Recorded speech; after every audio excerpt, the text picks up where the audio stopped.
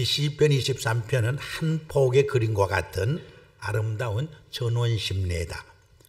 이 시편 23편은 지난 수천 년 동안 수많은 길을 잃고 헤매고 방황하는, 낙심하고 절망하는 영혼들에게 하나님의 위로와 기쁨과 소망을 불어넣어준 히브리인들의 대표적인 시가 되는 것입니다. 특별히 오늘 읽은 5절과 6절은 시편 23편의 절정이요 극치라, 그렇게 말할 수가 있는 것입니다.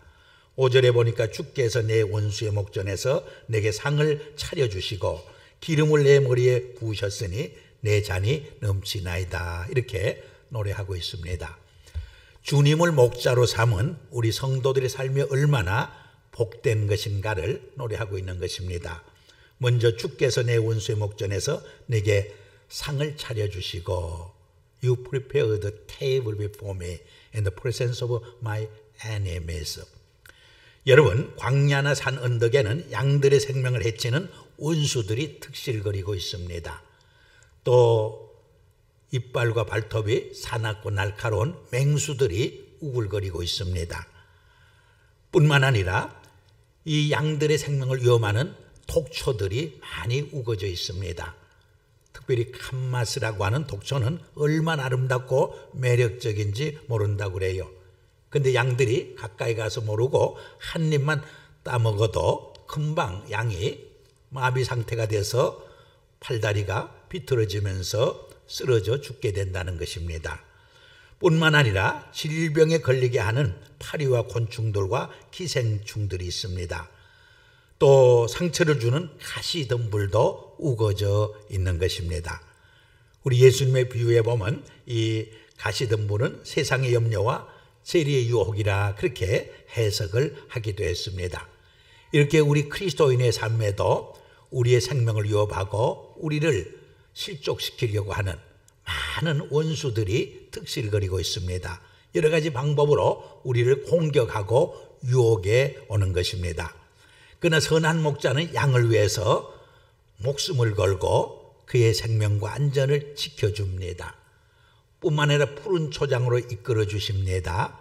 한 걸음 더 나가 상을 차려준다, 그렇게 고백을 하고 있는 것입니다. 여러분, 우리가 생일날이나 경사가 있으면 잔치를 베풀어요. 이 잔치를 베푸는 것은 음식을 배불리 먹는 데만 목적이 있는 게 아니에요. 그 사람을 인정해주고 recognize 해주는 데 큰 의미가 있어요. 여러분, 사람은 인정받을 때 살맛이 나요. 행복해요. 신나요. 자존감이 살아나게 되는 거예요. 또 이 잔치는 그 사람을 존귀 여기고 영광되게 하는 거예요. 한 걸음 더 나가 선물까지 주잖아요. 역시 선물을 받을 때는 기쁘고 즐거운 것입니다. 우리 요한계시록 3장 20절에 보면 볼지어다 내가 문 밖에서 두드리노니 내 음성을 듣고 문을 열면 내가 들어가 그로 더불어 먹고 그는 나로 더불어 먹으리라, 그런 말씀이 있어요. 여기 먹는다는 말을 헬라어로 데이프논이라는 단어를 썼어요. 이것은 아침이나 점심 때 먹는 간단한 그런 도시락을 의미하지 않아요. 저녁에 많은 손님을 초청해 놓고 풍성한 음식을 차려 놓고 큰 잔치를 벌리는 축제를 의미하는 거예요. 예수님을 목자로 삼고 살아갈 적에 우리의 삶 속에 이런 데이프논의 잔치를 베풀어 주시겠다, 이 데이프논의 축제를 우리에게 베풀어 주시겠다고 약속을 하고 있는 것입니다. 어떤 분은 이 잔치를, 이 밥상을 성찬식에 관련해서 해석을 했어요. 사실 성찬만큼 크고 넓고 깊은 의미를 담은 테이블이 없잖아요. 얼마나 큰 의미를 담고 있어요.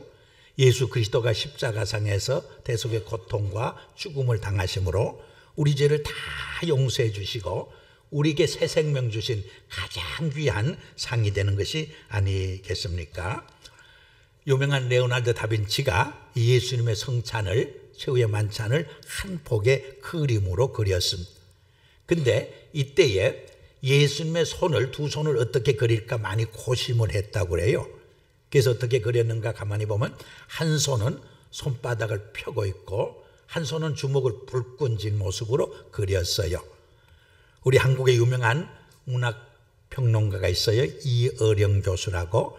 그분이 이 장면을 이렇게 해석하고 설명했어요.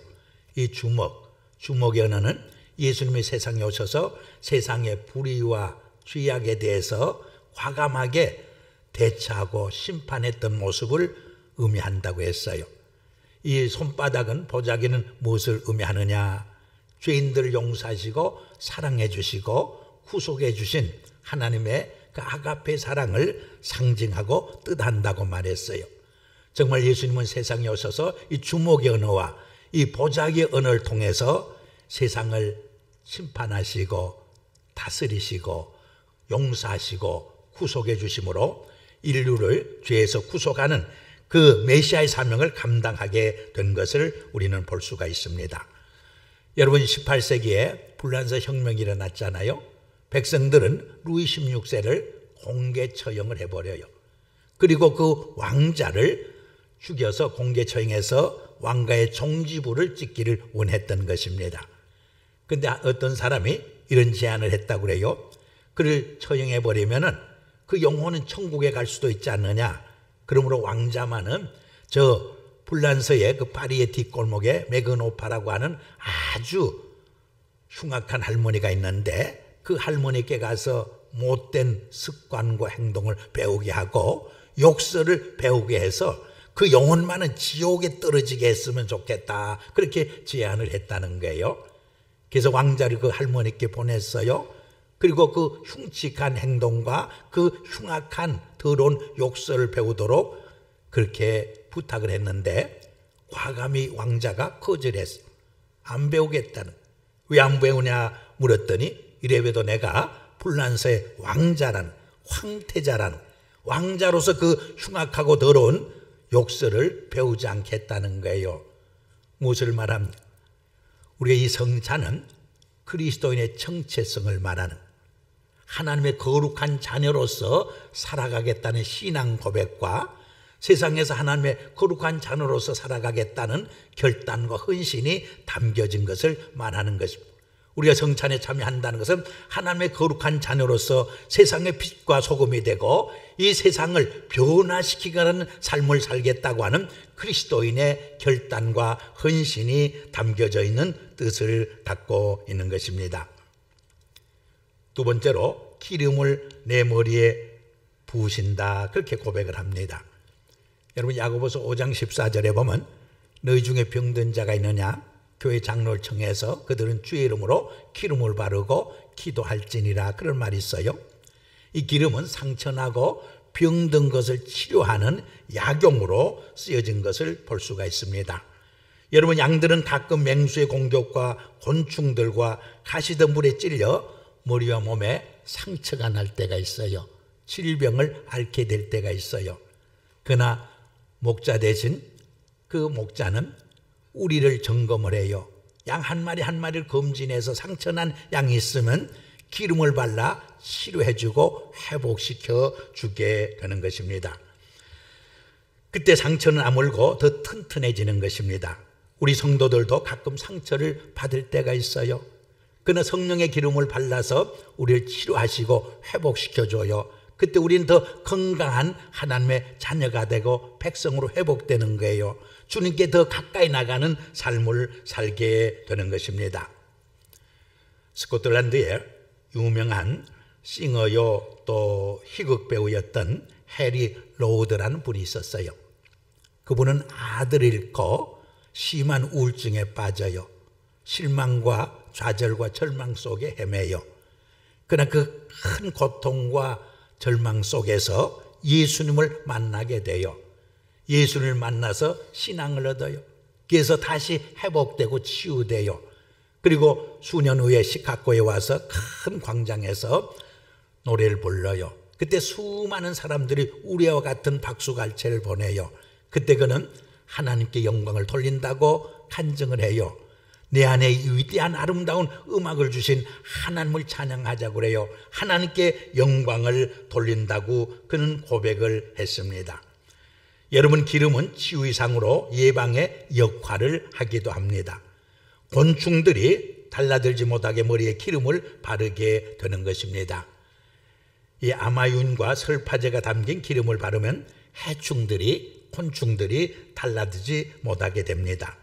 또한 기름을 발라주면 불안해하고 짜증을 부리고 광기가 있는 양들이 평안해지고 만족스럽게 풀을 뜯어먹으면서 초원에서 쉬고 뛰어놀게 되어지는 것입니다. 여러분, 여름은 파리와 오음의 계절입니다. 양들이 머리를 맞대고 비벼댐으로 감염되고 전염되어집니다. 근데 머리에 기름을 발라주면 미끄러워서 서로 머리를 부벼대고 서로 부딪히지 못합니다. 그래서 감염되는 것을, 전염되는 것을 막아주게 되는 것입니다. 여러분, 또한 가을은 짝을 찾는 계절입니다. 그래서 수장들이 암양을 차지하기 위해서 서로 싸움을 겁니다.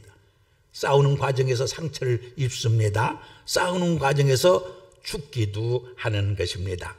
근데 머리에 기름을 바르면 서로 싸울 수가 없어요. 빗나가서. 그래서 싸우지 못하고 서로 화해하게 되는 것입니다. 여러분, 우리 인간도 머리를 맞대고 수군거리는 동안 죄가 감염되고 또 서로 윗자리를 차지하려고 싸우는 동안 많은 상처를 입게 되는 것입니다. 그러나 주님은 성령의 기름을 머리에 발라 감염되고 상처를 입지 못하도록, 또 성령 상처를 입었더라도 치유하고 싸매어 줍니다. 그래서 서로 화목하고 화해하며 살아가도록 축복해 주시게 되는 것입니다. 여러분, 기름은 성별을 의미합니다. 특별한 사명을 부여하는 것을 의미하는 것입니다. 성경에 보면 왕이 임직할 때, 제사장이 임직할 때, 선지자가 임직할 때 기름을 부었다, 그런 말씀을 우리가 읽지 않습니까? 이 기름 부음은 어떠한 거룩한 사명을 부여하는 신령한 의미를 지니고 있는 것입니다. 또 성경에 보면 이 기름은 성령을 의미하기도 합니다. 이 성령은 우리로 하여금 진리를 깨닫게 하고 진리 안에서 살게 하며 또 진리를 행할 수 있는 능력과 은사를 주기도 하는 것입니다. 여러분, 미국 사람들의 가장 큰 욕이 뭔지 아세요? 성령 받지 말고 사역하라는 말. 우리가 성령 받지 아니하고 사역하려면 얼마나 힘든지 몰라요. 지치고 쓰러지고 넘어져요. 우리가 성령 받지 않고 교회를 여러분들이 섬기려면 그 시험에 들어요. 실망해요. 낙심해요. 그러나 성령이 함께할 적에 우리는 그 일을 감당하게 되는 거예요. 하나님이 주시는 능력 속에서 사역을 잘 우리가 마무리할 수 있게 되는 것입니다. 세 번째로, 내 잔이 넘치나이다 라고 고백을 합니다. 이것은 하나님의 사랑과 은혜, 하나님의 인도와 축복에 대한 감사와 찬양을 나타내는 말입니다. 여러분, 많은 크리스찬들이 하나님의 은혜와 사랑을 받고도 감사하지 못하고 살아갈 때가 얼마나 많은지 몰라요. 우리가 적은 하나님의 사랑과 은혜에 대해서도 감사하면 더 큰 하나님의 은혜와 축복을 채워주시는 것을 우리는 경험을 하게 됩니다. 여기 내 잔이 넘치나이다는 말은 축복과 은혜의 극치와 절정을 말하는 내용이에요. 여러분, 넘친다는 말은 내가 받은 복을 나만 혼자 누리고 즐기는 것이 아니라 이웃에게 미치게 하는 것을 말해. 이웃에게 베풀고 이웃에게 나눠주고 이웃에게 더 나눠주는 복된 삶을 의미하는 것입니다. 교회가 크게 성장한다는 것이 무엇을 말해요? 수적으로 늘어나는 것을 의미하지 않아요. 영향력이 커지는 것이 진정한 성장이에요. 섬김의 대상이 넓어지고 더 커지는 것이 진정한 성장이에요. 복음을 전도하고 선교하는 그 울타리가 넓어지고 대상이 더 광범해지는 것이 진정한 교회의 성장이요, 성숙이요, 축복인 것을 우리는 기억을 해야 합니다.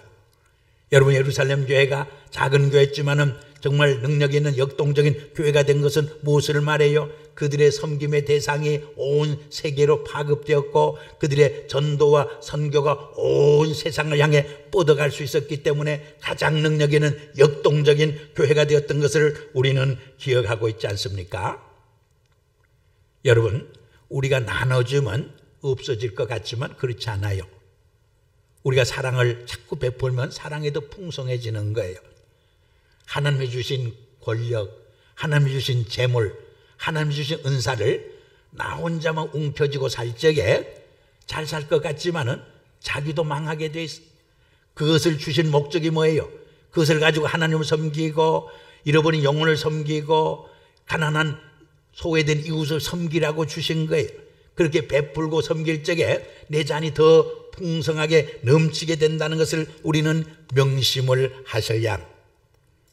여러분, 미국의 재벌들이 종종 재산을 사회 환원을 해요. 또 가난하고 어려운 분들을 위해서 자선 사업을 해요.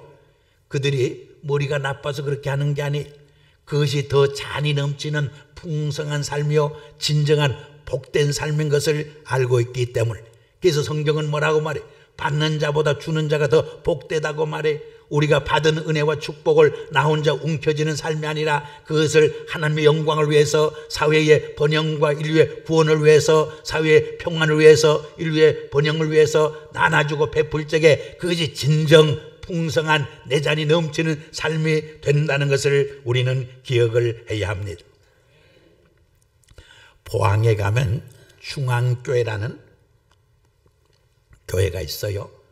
제 후배가 목회하고 있는데 서임중 목사님 아주 목회를 잘하고 있어요. 한 15년 전 교회를 건축할 때 있었던 이야기예요. 그 교회에 안만순이라는 70이 넘은 할머니가 계셨어요. 얼마나 평생을 가난하게 살았는지 손에 100만 원을 쥐어보는 것이 평생 소원이었어요. 근데 100만 원을 쥐어본 일이 없어요. 근데 한 번은 설교를 듣는 중에 100만 원을 쥐어봐야 되겠다, 소원만 하지 말고 실천에 옮기라는 음성이 들렸어요. 그래서 적은 돈이지만 적금을 들기 시작했어요. 몇 년간 적금을 들었더니 처음으로 난생 평생 처음으로 100만 원을 손에 쥐게 됐어요. 얼마나 기쁘고 행복한지 하늘 나를 것 같아. 그래서 평생 입어보지 못한 한복이라도 하나 사 입어야 되겠다고 한복 가게에 갔어요. 그래서 값이 얼마나 물었더니 40만 원, 50만 원 한대요. 근데 너무 할머니가 추해 보이고 가난해 보이고 도저히 한복을 살 만한 실력이 없는 할머니 같으니까 그 주인이, 가게 주인이 사람 취급을 하지 않아요. 아주 괄시해요, 멸시해요, 천대해요. 그 상처를 받아요. 화가 나서 핸드백을 착 일어서 100만 원을 보여줬더니 주인이 180도로 바뀌어지는 거예요. 얼마나 애교를 들고 상냥하게 친절하게 설명하면서 서비스를 잘하는지. 그렇지만은 이미 상처를 받았기 때문에 내년에 물건은 절대로 안 사준다 마음속으로 다짐을 했어요. 그리고 아이 쇼핑만 실컷 했어요. 그리고 옆 가게 가서 또 반지도 막 끼워봤어요. 실컷 끼워보고 아이 쇼핑만 하고 또 나왔어요. 또 옆 가게 가서 좋은 구두를 또 여러 개 신어봤어요. 그러다 보니까 하루가 다 지나갔어요. 그래서 집으로 돌아오는데, 마음은 집으로 돌아가는데 성령님의 발걸음을 자꾸 교회로 향하게, 교회 건축 중에 있는데 목사님이 신방 갔다가 왔더니 사무실에서 막 언성이 높아요. 걔 가서 물었더니 사무직원과 이 할머니가 다투고 있는 거예요. 이 사무직원이 오늘은 목사님이 교회에 나오지 않는 날이라고, 들리지 않는다고 했는데 막무가내 꼭 목사님을 만나고 가야 된대. 그래서 목사님이 자기 방으로 할머니를 모셨습니다. 봉투 하나를 테이블에 올려놓더니 자기가 살아온, 고생하면서 째지게 가난하게 살아온 이야기를 한 40분을 하는 거예요. 저도 목회할 적에 연세 많은 노인네들 신방하면 외롭잖아요. 고독하잖아요. 할 말이 얼마나 많은지 몰라요. 대동아 전쟁 때부터 이야기를 해요. 그래서 제가 너무 기니까 짧게 하라면 또 6.25 동란 때부터 시작해요. 그래도 좀 더 짧게 하라면 1970년대 80년대 미국 이민 온 때 이야기를 또 해요. 제가 그 이야기도 너무 길어서 다 들어줄 시간이 없으니까 2000년대부터 시작하자고. 얼마나 이야기가 긴지. 아마 이 할머니도 얼마나 평생 살아오면서 고생한 이야기가 긴지 또 봉투 하나 내놓고 이야기하니까 그만하라고 할 수도 없어서 다 들어준 거예요. 근데 이야기를 다 듣고 보니까 도저히 그거 헌금으로 받을 수가 없어요. 너무 고생한 할머니였어요. 오히려 100만 원을 보태줘야 할 병이. 그래서 할머니 이거 없어도 건축할 수 있으니까 건축헌금 약속 다 끝났으니까 가져가라고 자꾸 줘도 또 할머니는 자꾸 목사님께 줘. 그 서너 번 왔다 갔다 했어요. 그러면서 목사님도 울고 할머니도 울었어. 근데 성령님이 하나님이 세미한 음성을 들려줘요. 목사야, 왜 내 돈 가지고 내가 인심 쓰고 있느냐. 그 말이 맞아요. 그래서 응급질에 받아서 응급질에. 근데 그 할머니가 그 돈이 얼마나 아까웠는지 문을 나가면서 목사님 얼굴을 쳐다보지 않냐고 그 돈을 3번 4번 째려보고 나가더라. 근데 목사님이 그 돈 받고 자기 평생에 하나님을 향해서 항변하는 기도를 그렇게 드려본 적이 없대. 하나님 너무하심. 그 가난한 할머니의 돈을 받아야 속이 시원합니다. 하나님 그렇게 궁색하십니까? 하나님 그렇게 가난하십니까? 하나님 그렇게 잔인한 하나님이십니까? 차라리 내가 100만 원을 대신 바치는 게 낫겠습니다. 너무나 괴롭습니다. 막 울면서 하나님 앞에 항변하는 기도를 자기 평생에 처음 해봤대. 그리고 다음 날이 주일날이었어. 주일날 설교를 하는데 원고에 없는 안만순 할머니 이야기를 해버렸어. 그리고 광고 시간에 광고하는데 저 뒤에서 집사님이 손을 들더니 목사님 그 할머니 한복 제가 사주면 안 됩니까? 왜 안 돼? 하나님이 기뻐하시지. 또 저쪽에 여자 집사님이 손을 들더니 그 할머니 구두 제가 사주면 안 됩니까? 왜 안 돼? 하나님이 정말 기뻐하시지. 그 교회 장로님이 손을 들더니 목사님 그 할머니의 평생 양식 세상 떠날 때까지 양식을 제가 책임지겠습니다. 그 시간 온 교회가 붕하듯이 눈물바다가 됐대요. 근데 그 할머니의 작은 헌신이 그 공동체 큰 기적을 불러일으켰어요. 변화를 불러일으켰어요. 그 당시 70억 예산으로 예배당을 짓고 있었는데 3분의 2만 건축 헌금을 약속했어요. 3분의 1은 안 했어. 3분의 1이 전부 건축 헌금을 약속하게 됐다. 3분의 2도 더 힘껏 추가해서 건축 헌금을 했어. 그래서 140만 불의 돈이 나와서 140억의 돈이 나와서 예상보다 아주 훌륭한 예배당을 건축하게 되었어요. 그때 하나님이 세미한 음성을 들려줬어요. 목사야, 하나님의 생각과 내 생각은 다르다. 하나님 생각이 더 깊고 높다는 생각을 넣어주었어요. 여러분 안만순 할머니의 그 작은 헌신이 엄청난 기적과 변화의 역사를 공동체 속에 불러일으켰어요. 그 할머니도 100만 원을 바치고 수백만 원의 축복을 누리게 된 거예요. 이것이 하나님의 역설적인 축복의 비결인 것을 우리는 인식을 하셔야 하는 것입니다. 네 번째로 나의 평생의 선하심과 인자심이 반드시 나를 따르리라고 고백을 합니다. 지금도 하나님의 신실하심과 인자심이 따라줬지만 나의 남은 생애 동안도 주의 인자심과 선하심이 함께 해달라는 기도와 신앙 고백이 담겨져 있는 것입니다. 사실 하나님의 법대로 우리를 대하시고 우리를 심판했다면 이 자리에 앉아있을 사람이 하나도 없어요. 저도 이 자리에 설 수가 없어요. 그러나 하나님의 인자심과 선하심이 우리와 함께 했기 때문에 우린 죄 용서함 받았고 구원의 기쁨과 감격을 만끽하게 되었고 하나님의 자녀로서 이렇게 떳떳하게 자랑스럽게 살아가고 있는 것이 아니겠습니까? 사도 바울은 로마서 5장에서 뭐라고 고백을 해요? 우리가 연약할 때도 우리를 사랑해 주셨고 우리가 죄인 되었을 때도 우리를 사랑해 주셨고 원수 되었을 때도 우리를 사랑해 주신 사랑이라고 고백하고 있지 않습니까? 나의 나됨은 하나님의 은혜라고 고백하고 있잖아요. 정말 우리가 나의 나된 것은 하나님의 전적인 은혜라고 하는 것을 우리는 고백하지 않을 수 없는 것입니다. 어떤 이가 우리 인생을 이렇게 설명을 했어요. 30에서 60까지는 인생의 전반전이래.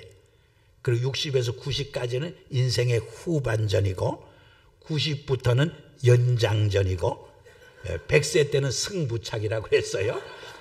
우리가 정말 100세까지 살는지 혹은 연장전까지 살는지 아무도 모르죠. 하나님의 비밀 속에 담겨진 계획이죠. 우리가 얼마를 살든지 나의 남은 생애 동안 주의 인자심과 선하심이 함께 해달라는 신앙 고백과 기도가 담겨져 있는 것입니다. Surely goodness and love will follow me all the days of my life. 이런 고백을 하면서 하는 그리스도인들이 참으로 복된 삶인 것을 성경은 우리에게 말해주고 있는 것입니다. 마지막으로 내가 여호와의 집에 영원히 살리라고 고백을 합니다. 이것은 이 땅에서뿐 아니라 세상을 떠나서도 아버지 하나님의 집에서 영원히 안식하고 영생할 것을 노래하고 있는 것입니다. 이것은 영원한 천국과 내세에 대한 소망을 노래하고 있는 것입니다. 우리가 이 땅에서 하나님이 주신 사명을 따라 최선을 다해 살다가 마지막 숨을 거둘 때 분명한 구원의 확신과 천국의 소망을 가지고 하나님의 품에 안길 수 있는 사람, 이 사람이 가장 복된 삶이요 가장 인생을 승리하며 산 사람이라고 말하지 않을 수 없는 것입니다. 2001년 9.11 테러 사건 때 32살 먹은 스튜어드 멜치라는 사람은 마지막으로 아내에게 전화를 했어요. 여보 사랑해. 당신을 살아서 한 번 더 만나고 싶지만은 그럴 수 없게 됐어. 우리 천국에서 만나요. 그것이 마지막 말이었어요. 여러분들은 가장 사랑하는 사람께 마지막 말을 남긴다면 무슨 말을 남기고 싶습니까? 오늘 본문에 보면 다윗은 내가 여호와의 집에 영원히 거하리라는 신앙 고백을 하고 있는 것을 볼 수가 있어요. 우리 예수님과 스데반도 내 영혼을 아버지 손에 부탁합니다. 내 영혼을 받으시옵소서 이 한마디를 마지막 남기지 않았습니다. 우리가 크리스찬으로 살다가 마지막 무슨 말을 남길 수 있는 삶이 가장 복된 삶이요 승리하는 삶이 되겠습니까? 여러분 인생은 나그네입니다. 돌아갈 본향이 없다면 가장 외롭고 불행한 삶입니다. 그러나 우리 그리스도인에게는 돌아갈 본향이 있어요. 천국의 소망이 있어요. 그러기에 우리는 행복한 사람들이 우리 이 땅에서 고난과 고독과 역경을 당하지만은 소망을 가지고 사는 사람들이에요. 존 하워드 페인은 작가로서 스윗홈이라고 하는 유명한 노래를 지었습니다. 즐거운 곳에선 날 오라여도 내 쉴 곳은 작은 집 내 집뿐일세. 이 노래는 수많은 사람들에게 가정의 아름다움과 가정의 행복을 일깨워준 노래입니다. 그러나 그 자신은 한평생 나그네에서 외롭게 살았어요. 그리고 알제리에서 객사를 했던 것입니다. 그의 시신이 31년 만에 미국으로 돌아왔어요. 그 시신이 돌아올 때 미국의 대통령과 많은 사람들이 그를 환영해 주었어요. 그래서 그 영혼은 외롭지 않았어요.